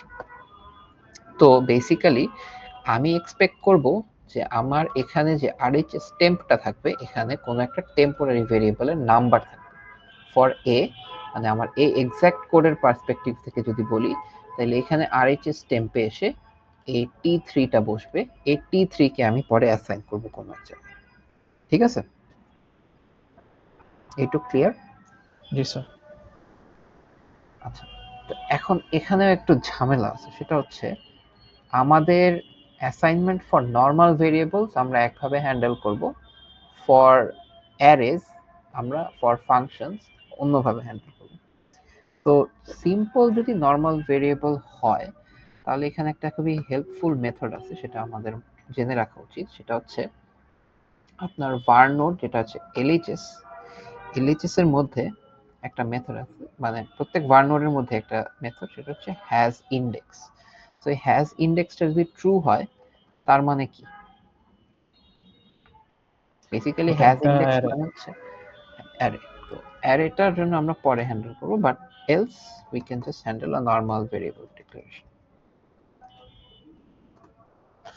তো এই নরমাল ভেরিয়েবল ডিক্লারেশনটার কোড ইজ সিম্পল ইনাফ। প্রথমেই আমাদের যে ভেরিয়েবলের নামটা, বেসিক্যালি এই যে এইটা, এটা আমাদের পেতে হবে। তো এটা পাওয়ার জন্য আমরা জাস্ট LHS এর হেল্প নিতে পারি। LHS থেকে আমরা যদি জাস্ট ওর নামটা এক্সট্রাক্ট করতে পারি, নামটা এক্সট্রাক্ট করার জন্য একটা মেথডের মধ্যে লেখা আছে। আমরা যখন var নোড দেখব, তখন আমরা ওই মেথডটার ব্যাপারে জানবো। বাট ডট গেট নেম দিলে আমরা এখানে a পেয়ে যাব। তার সাথে আপনার জাস্ট সিম্পলি একটা ইকুয়াল সাইন দিতে হবে, এবং এখানে RHS এর যে টেম্পটা আমরা স্টোর করে রাখছিলাম, ওকে অ্যাসাইন করে দিই।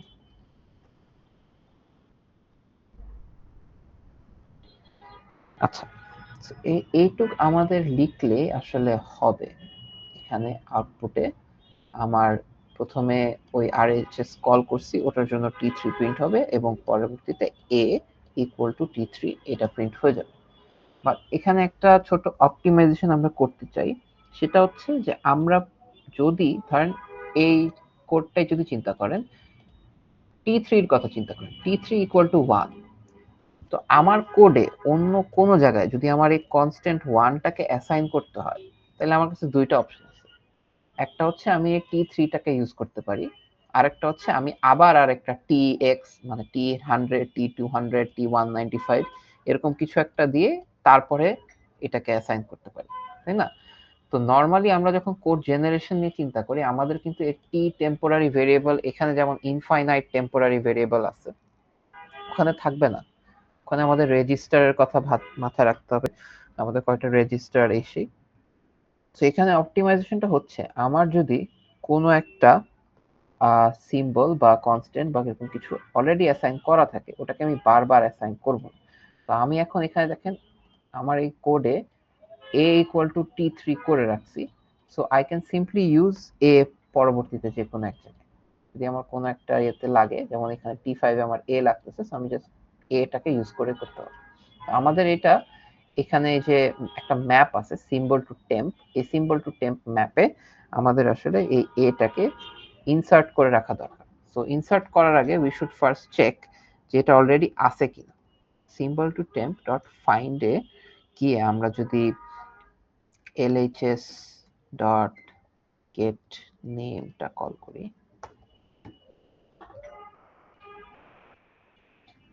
এটা যদি নট ইকুয়াল টু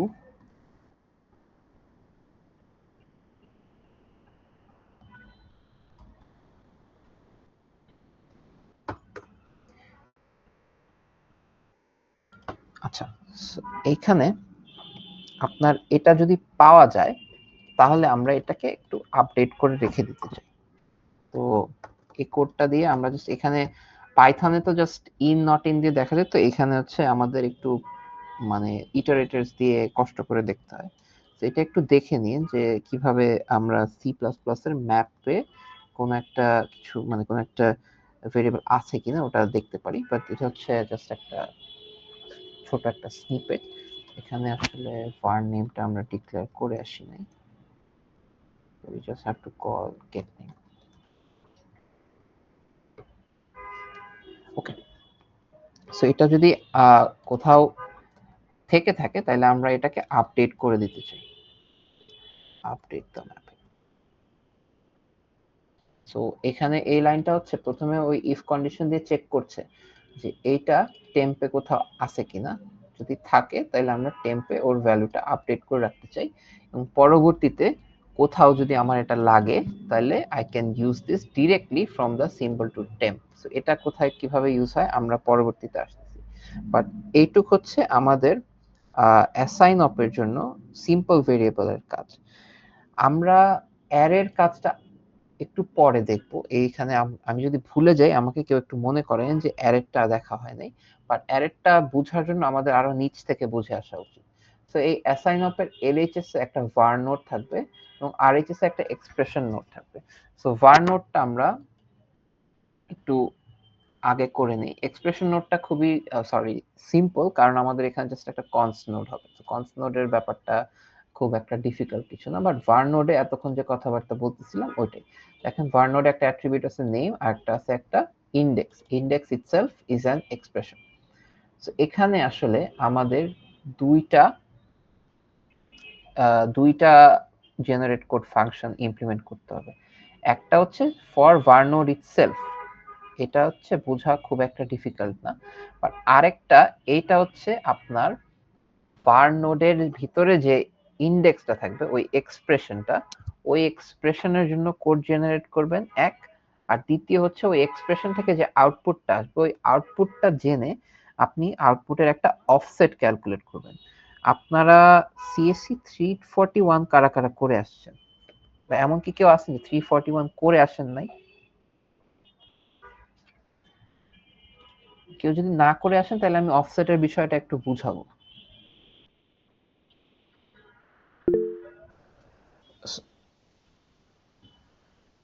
করে আসেন নাই, রাইট? তো অফসেট হচ্ছে আপনার যদি চিন্তা করেন, এখানে আমি যদি একটু সিম্পলি বলি, আপনার একটা অ্যারে অ্যাক্সেস করা লাগবে। ধরেন এই অ্যারেটা কোথাও ডিক্লেয়ার করা আছে, এই অ্যারের থার্ড ইন্ডেক্সটা অ্যাক্সেস করা লাগবে, ওটাকে আপনি কিছু একটা করবেন অ্যাসাইন।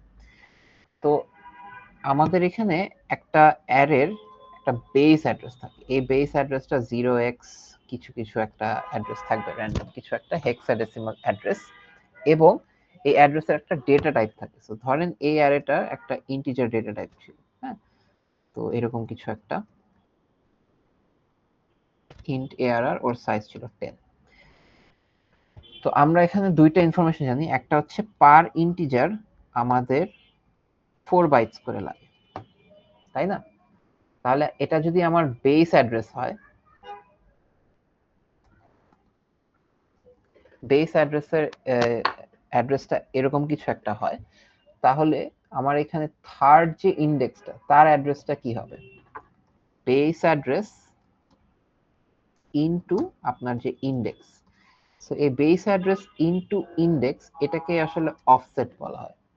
তো এই অফসেটটা আমাদের ক্যালকুলেট করতে হয় to access any value from our memory. তো এখানে যদি থার্ড ইন্ডেক্সটা আমার অ্যাক্সেস করতে হয় তাহলে ওর মেমোরি অ্যাড্রেসটা আমার ক্যালকুলেট করতে হবে এই অফসেটটা ইউজ করে। তারপরে ফাইনাল মেমোরি অ্যাড্রেস যেটা সেটা হবে base address plus offset.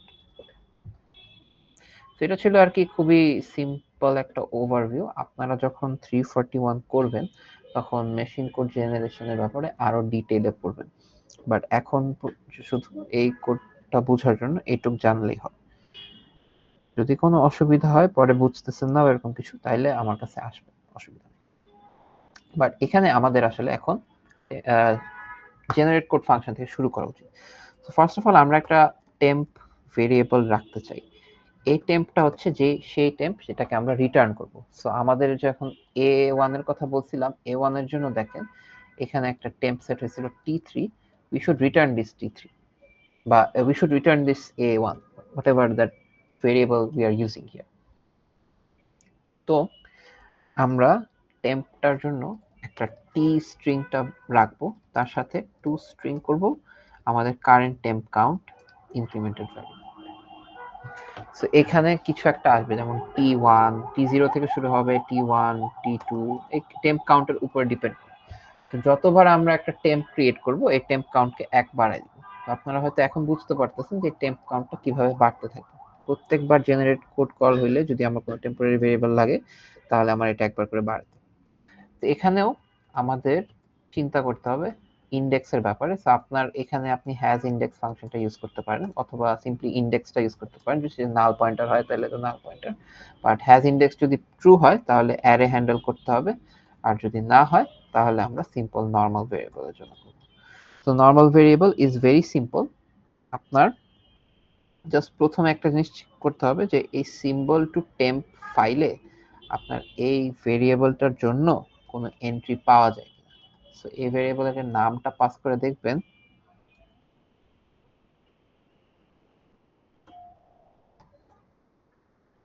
N পর্যন্ত আছে কিনা। যদি না থাকে তার মানে এটা পাওয়া গেছে। এটা পাওয়া গেলে জাস্ট আমাদের কিছু করার দরকার নেই, ওই সিম্বল টু টেম্পে যে টেম্পোরারি ভেরিয়েবলটা স্টোর করা ছিল ওইটাকে আমরা রিটার্ন করে দেব।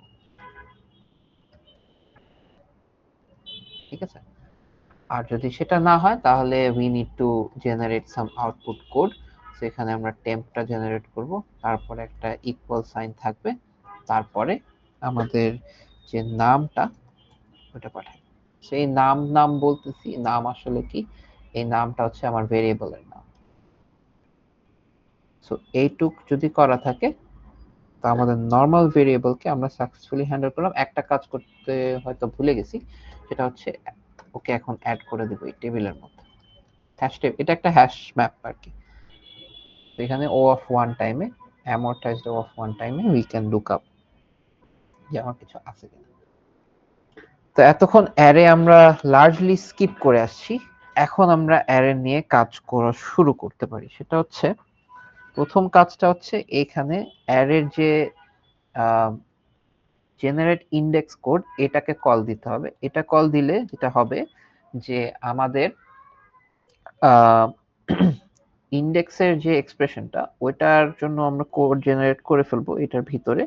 জাস্ট ইন্ডেক্স এক্সপ্রেশন জেনারেট করার পরে যে টেম্পোরারি ভেরিয়েবলটা ওটা আমরা এখানে পাবো। ওই টেম্পোরারি ভেরিয়েবলটা আসলে কি হবে, ওই টেম্পোরারি ভেরিয়েবলটাই ইনফ্যাক্ট আমাদের যে অ্যাকচুয়াল অফসেটটা সেটা বলে দেবে।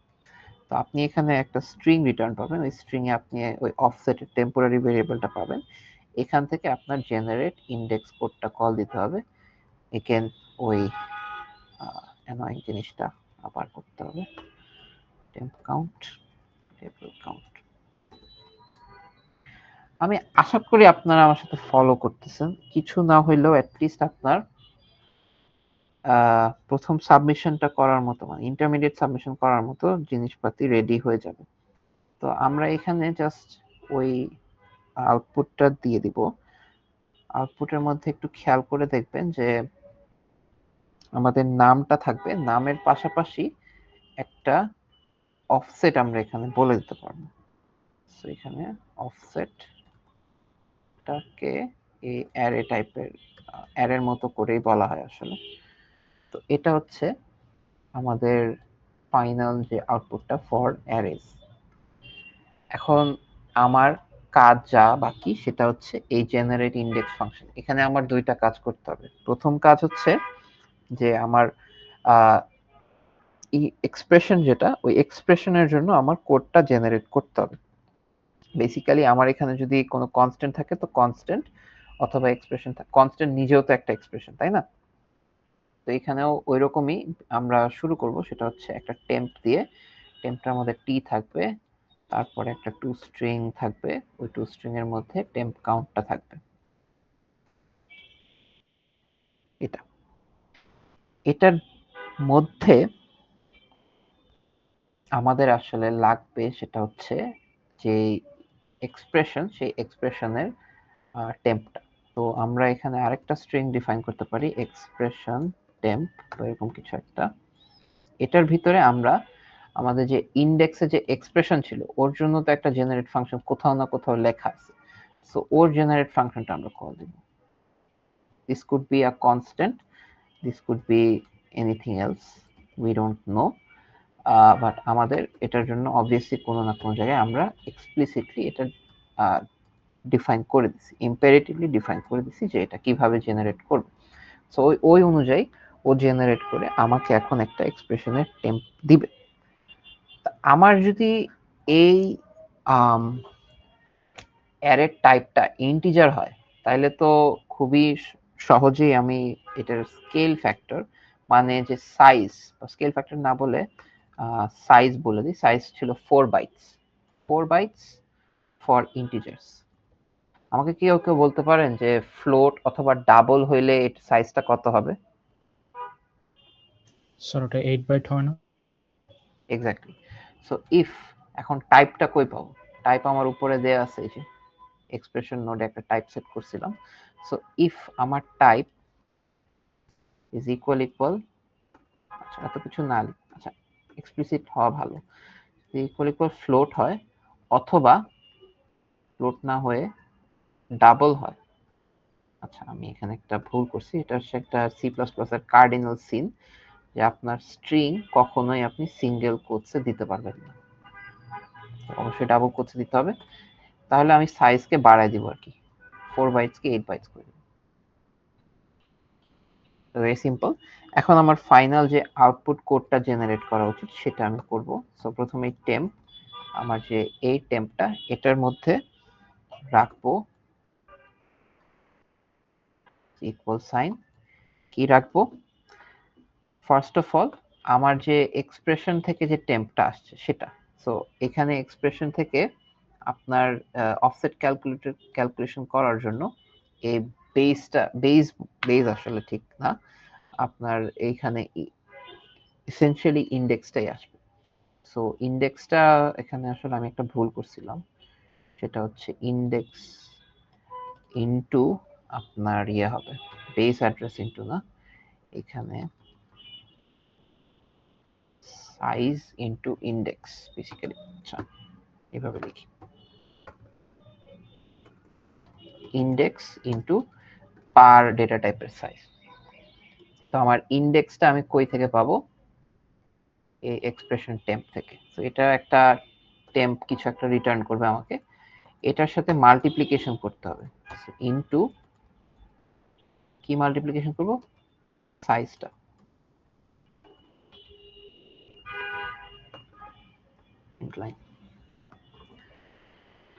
হ্যাঁ, সো এখানে বেসিক্যালি একটা টেম্প টি সামথিং জেনারেট হবে, তার সাথে এইটার থেকে যে টেম্পটা আমি পাবো সেটা হবে আমার ইন্ডেক্স। এখানে যে ইন্ডেক্সটা তার সাথে আমি সাইজকে মাল্টিপ্লাই করব।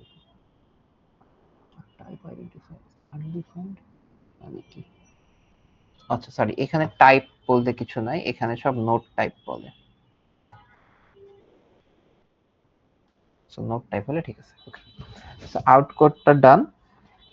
এন্ড দেন এখান থেকে তো অবভিয়াসলি আমাকে টেম্পটা রিটার্ন করতে হবে, নাহলে তো আমার এই জায়গায় আমি টেম্পটা পাবো। আমি অফসেট পাইলাম, অফসেটের টেম্পটা আমার জাস্ট এখন এখানে আউটপুটে পাঠিয়ে দিতে হবে। সো এইটা ছিল পুরো var নোডের ইমপ্লিমেন্টেশন। var নোডটাই আমার কাছে যেটা মনে হয় যে সব থেকে চ্যালেঞ্জিং, এখানে যতগুলো আছে তার মধ্যে থেকে var নোড এবং অ্যাসাইন নোড চ্যালেঞ্জিং। একটা হালকা চ্যালেঞ্জিং সেটা হতে পারে আপনার যদি এক্সপ্রেশনের ভিতরে কোনো ফাংশন থাকে। তো ফাংশন থাকলে কিভাবে কি হয় আমি এটা বলে দিব, আমি আপনাকে দেখাই দিব না।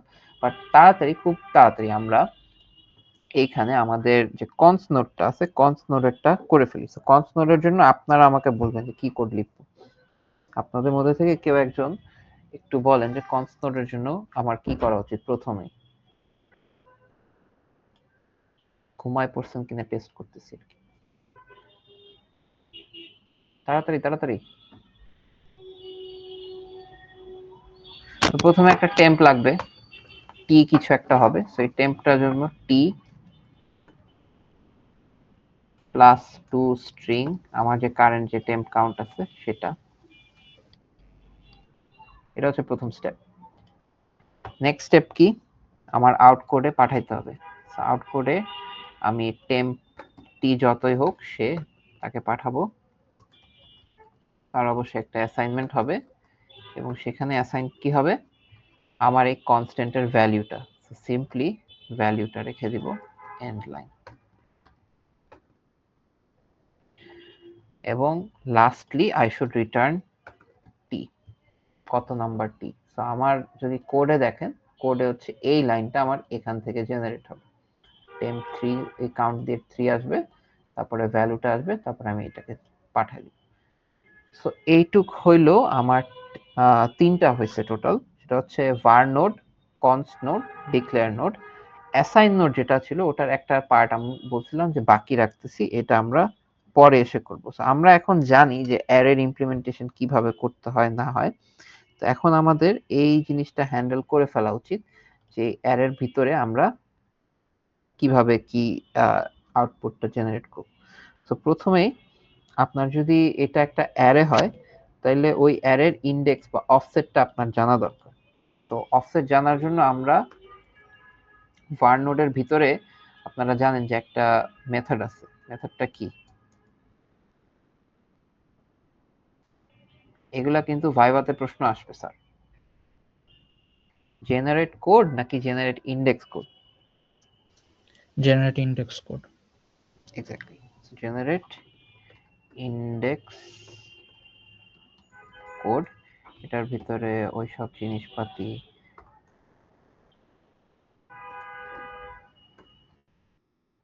ওকে। So I have the offset now. আমার ওর নামটাও জানার কোনো বড় ব্যাপার না। তো আমার কাছে ওকে অ্যাসাইন করার মতো যা যা লাগে সবই আসলে আছে। আমি আউট কোডে lhs dot gate name call করে ওর নামটা জেনে নিতে পারি। নামের পরে আমার এখানে এক্সাক্ট যে ইন্ডেক্সটা আমার ওর দিতে হবে সেটাও আমার জানা। তো এখানে open bracket offset closing bracket, তারপরে একটা ইকুয়াল সাইন, তারপরে যে আরএইচএস থেকে যেই জিনিসটা মানে এক্সপ্রেশনটা ইভ্যালুয়েট হয়ে আসছে সেটা, তারপরে আচ্ছা এখানে একটা আন্ডারস্কোর হবে। তো এইটুক করলে আমার অ্যারে অ্যাসাইনমেন্টটাও হয়ে গেল। তো আমার কোডে এখন লাস্টলি আমার এখানে রিটার্ন করা উচিত। এখানে কি রিটার্ন করা উচিত একটু কেউ বলতে পারেন? দেখেন অ্যাসাইনমেন্ট হয়েছে এই জায়গায়, রাইট? অ্যাসাইনমেন্টটা হওয়ার পরে কোন জিনিসে আমি অ্যাসাইন করে রাখছি এটা আমার উপরে কোথাও লাগতে পারে। এ অ্যাসাইনমেন্ট হয়েছে T3 দিয়ে, so we can just return the T3 RHS থেকে যা আসছে তাই। এই পুরো কোডটা আপনার দেখতে হবে। Alright, so this is the final code for assign node. এই মুহূর্তে আমাদের অ্যাসাইনমেন্ট, ডিক্লারেশন এগুলা হয়ে গেছে, শুধু এই কোডের একটা পার্ট বাকি, এটা হচ্ছে ফাংশন ডিক্লারেশন, তাই না? তো আপনারা দেখেন এই প্রথমে আমরা একটু ইন্টারমিডিয়েট কোড জেনারেশনে চলে যাই। ফাংশন ডিক্লারেশন, সরি, ফাংশন ডিক্লারেশনটা আপনাদের কোথায় করা উচিত বলে মনে হয়? দুইটা জিনিস আছে, ফাংশন ডিক্লারেশন এবং ফাংশন কল।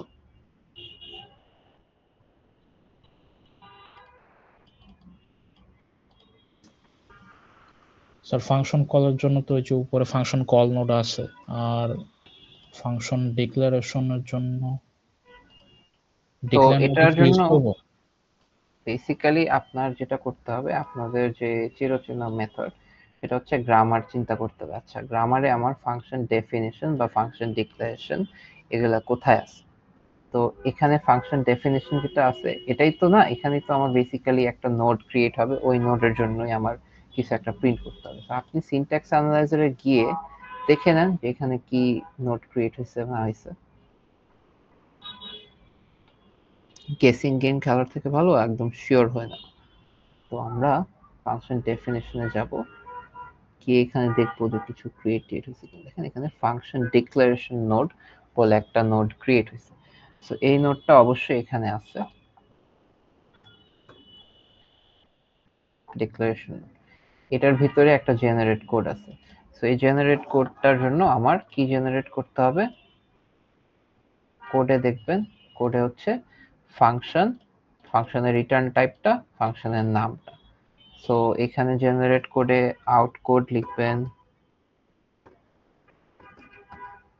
আউট কোডের ভিতরে ডাবল ফরওয়ার্ড স্ল্যাশ ফাংশন, তারপরে ফাংশনের রিটার্ন টাইপটা, তারপরে ফাংশনের যে নামটা, তারপরে এরকম এখানে একটা এন্ড লাইন দিতে হবে।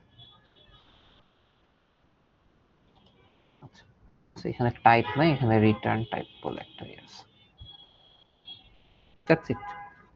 এটুক করলে ফাংশনেরটাও ডান। এখন লাস্ট যে কাজ সেটা হচ্ছে ফাংশন কল দেওয়ার জন্য। সো ফাংশন কল হচ্ছে কোনো একটা এক্সপ্রেশনের ভিতরে থাকবে। তো আমরা একটু আমাদের গ্রামারে দেখি যে এটা কিসের ভিতরে থাকতে পারে। এই যে এখানে দেখেন যে এটা হচ্ছে একটা ফাংশন কল, এগুলা আইডি, এল প্যারেন্ট, আর্গুমেন্ট লিস্ট, আর প্যারেন্ট। সো আপনার যেটা করা উচিত যে এখানে যাবেন, গিয়ে দেখবেন যে কোন নোডটা ক্রিয়েট হয়েছে। এটা নিশ্চয়ই টার্মের ভিতরে থাকবে, টার্ম সরি ফ্যাক্টরের ভিতরে থাকবে, ফ্যাক্টরের ভিতরে আইডি, এল প্যারেন্ট, আর্গুমেন্ট লিস্ট। এখানে কোন অ্যাবস্ট্রাক্ট সিনট্যাক্স ট্রি এর নোডটা ক্রিয়েট হয়েছে? Let's see, function call node. তো ফাংশন কল নোডের ভিতরে আপনার গিয়ে এই জিনিসটা চেঞ্জ করে আনতে হবে। তো ফাংশন কল, এটার ভিতরে যে নোডটা আছে এটার ভিতরে আপনার ফাংশন কলের আর্গুমেন্ট গুলো করতে হবে। এখন এখানে দেখেন একটা কমেন্ট দেয়া যে this node does not generate any code by itself. এটার মানে কি? এটার মানে হচ্ছে যে এই নোড থেকে আপনার এই চাইল্ড যেগুলা, চাইল্ড এক্সপ্রেশন গুলা, স্যার এটা অ্যাসাইনমেন্ট নোড স্যার, পরেরটা ফাংশন কল নোড। সরি, এখানে ওইটা নাই, বাট আপনার এই জায়গায় ইমপ্লিমেন্ট করতে হবে। বাট কিছু কিছু মেথড, আমি যেটা বলতে চাচ্ছিলাম যে কিছু কিছু মেথড আছে যেগুলো ডিরেক্টলি আপনার কোনো কোড জেনারেট করবে না। এটা হচ্ছে আমাদের ওই যে প্রোগ্রাম কাউন্ট যেটা নোটটার মতো। সো এটার ভিতরে আপনার যে ভেক্টরে যে প্রত্যেকটা আর্গুমেন্ট আছে, ওই আর্গুমেন্ট গুলাকে এটার ভিতর থেকে কল দিতে হবে। So each argument can be an expression, it can be a variable, ওইসব। তো ওটার উপর ডিপেন্ড করে ওইখান থেকে জেনারেট হবে। তো এটা আসলে প্রোগ্রাম নোডে আমরা যেভাবে লিখছিলাম ওভাবেই কোড লিখবেন। আর এইখানে জাস্ট ফাংশন কলের কোডটা লিখবেন। ফাংশন কলের code is a little different. আপনি যদি কোডে দেখেন, এখানে প্রথমে আপনার প্যারামিটারস গুলা সেট করে নিতে হবে। এটা হচ্ছে আর্গুমেন্ট ফাংশনের ভিতর থেকেই হবে, বাট ফাংশন কলের সিনট্যাক্সটা হচ্ছে এইটা। ঠিক আছে?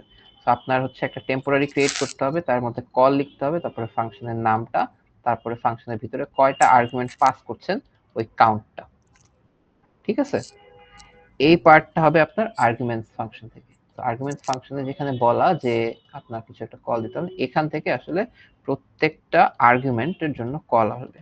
তো আপনার এখানে ওইরকম আমরা যে প্রোগ্রাম লিখছিলাম অটো, এটার জন্য erg in sorry in arguments, এই প্রত্যেকটা আর্গের জন্য আপনি generate code call out code, তারপরে সিম্বল টু টেম্প, তারপরে টেম্প কাউন্ট, তারপরে লেবেল কাউন্ট। সেখান থেকে ওগুলো জেনারেট হয়ে আসবে, আর আপনার এইখানে ফাংশনের জন্য যেগুলো হ্যান্ডেল করা দরকার। আচ্ছা, আমি বারবার এটা উল্টাপাল্টা করতেছি কেন বুঝলাম না। এই জায়গায় আর এখানে you should write the called also. এখানে আপনার একটা স্ট্রিং থাকবে টেম্প, ওই টেম্পটা একটা টি কিছু একটা হবে, T plus to string, to string এ গিয়ে আপনার ওই টেম্প কাউন্ট প্লাস প্লাস এটা, তারপরে আপনার হচ্ছে আউট কোডে যাবে, আউট কোডে কি টেম্প, তারপরে একজন বলেন আমার একা একা কোড দেখতে ভালো লাগতেছে না, স্যার বেসিক্যালি আমার এখানে এই কাজটা করতে হবে, এই কাজটা। So temp equal sign call, তাই না? জি স্যার। ইকুয়াল সাইন কল, তারপরে আমার যে ফাংশনের নেম নামটা, আসবে। তো এটা কই পাবো? Funk name. তারপরে জাস্ট আর্গুমেন্টস, কয়টা আর্গুমেন্টস আছে ওই সাইজটা প্রিন্ট করতে হবে, রাইট? তো এটা পাবো হচ্ছে arguments dot size, final end line.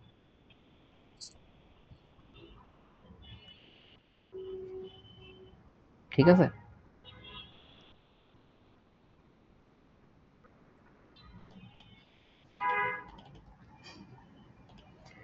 তো এইটুক কোড করলে মোটামুটি আপনার ইনপুট 1 এর জন্য হয়ে যাবে। তো বাকি থাকলো কি? বাকি থাকলো এই ইফ স্টেটমেন্টটা।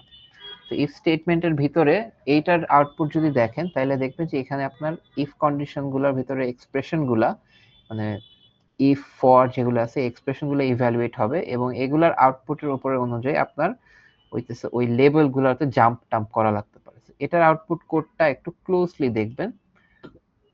ক্লোজলি দেখার পরে এই যে দেখেন এখানে গো টু মানে জাম্প। আপনারা 341 এ যদি জাম্প করে থাকেন তাহলে এরকম কিছু একটা সিনট্যাক্স হবে।